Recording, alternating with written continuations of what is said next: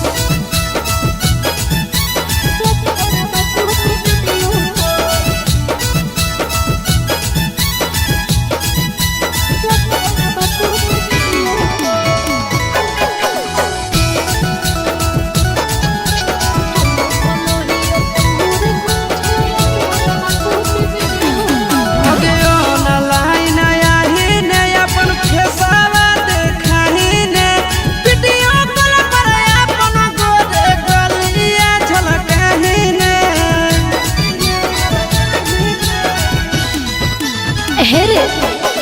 Zoom करके चोमले होला ले ओठरे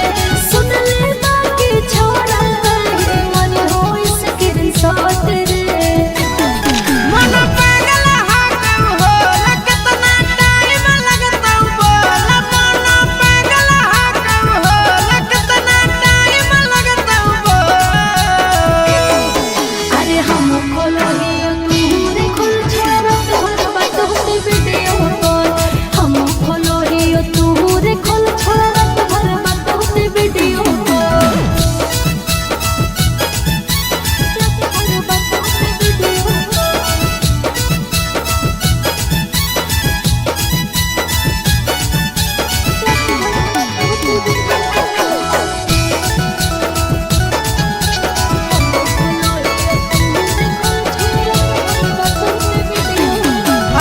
फले सब नजर आबू नहीं फेसाबा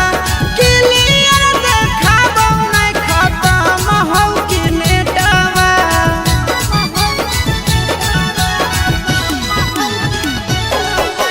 बौआ में रही नहीं होते कोनो टांग रे टावर को रहो करियो है मोर डांग रे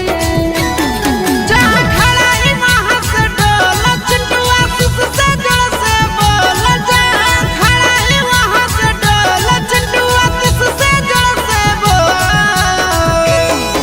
अरे हम खोलो ही तूने खोल छोड़ा तोहर बात होते वीडियो कॉल हम खोलो ही तूने खोल छोड़ा तोहर बात होते वीडियो कॉल अरे नेटवर्क खत्म हो रे।